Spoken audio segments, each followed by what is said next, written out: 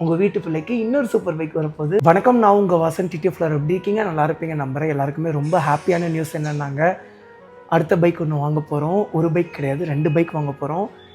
ஒன்று வந்து super bike, இன்னொன்று வந்து பார்த்துட்டிங்கன்னா மோட்டோ விளாகிங் பண்ணுறதுக்காக.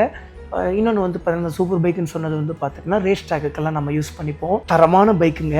ஸோ என்ன அதுக்கு வந்து க்ளூ தரேன் என்ன பைக்குன்னு சொல்லி. முடிஞ்சால் நம்ம பசங்க எப்படி கண்டுபிடிச்சிருவீங்க, க்ளூலாம் தராமே கண்டுபிடிச்சிருவீங்க. பட் ஈவன் தோ க்ளூ தரேங்க. ஸோ ரொம்ப வருஷமாக வாங்கணும்னு நினச்சிட்டு இருந்த பைக்.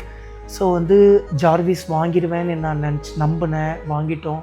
சூப்பர் பைக் வாங்கணும்னு நினச்சோம். 2 சூப்பர் பைக் வாங்கினோம், Z900 அண்டு ஹயபுசா. அதுக்கப்புறம் லாம்போகினி வாங்குவேன் நம்புகிறேன். அண்ட் வந்து ரோல்ஸ் ரைஸ் வாங்குவேன் நம்புகிறேன். ஹெலிகாப்டர் வாங்குவேன் நம்புகிறேன். ஆனால் இத்தனை பைக்கும் வாங்கிடுவேன்னு நான் நினச்சேன். ஆனால் இந்த பைக்கு தான் இத்தனை பைக்கையும் காரையும் நான் வாங்குவேன்னு நினச்சேன், வாங்கிடுவேன்னு நினச்சேன்.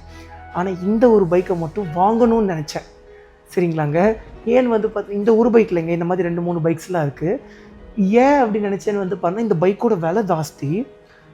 இதை வந்து ஸ்டாப் பண்ணிட்டாங்க, ப்ரொடக்ஷனை ஸ்டாப் பண்ணிட்டாங்க. செகண்ட் ஹேண்டில் வந்து பார்த்துட்டிங்கன்னா செம்ம ரேட்டு. அந்த பைக் புதுசாக என்ன விலை விற்றாங்களோ அதுக்கு ஈக்குவலாக வந்து பார்த்தீங்கன்னா செகண்ட் ஹேண்ட்லேயே விற்றுட்டு இருந்தாங்க.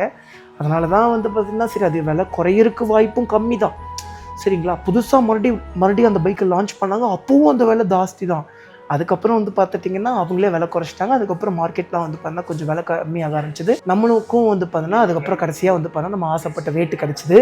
ஸோ நாளைக்கு வந்து பார்த்தீங்கன்னா காலைல 11 மணிக்கு நம்ம ட்வின் த்ராட்லஸ் சேனலில் நம்ம டெலிவரி எடுத்துருவோம். டிடிஎஃப் மறக்காமல் எல்லோரும் செக் பண்ணி பார்த்து உங்கள் பிள்ளைக்கு வந்து பார்த்துட்டிங்கன்னா ஒரு விஷஸ் கொடுத்துருங்க.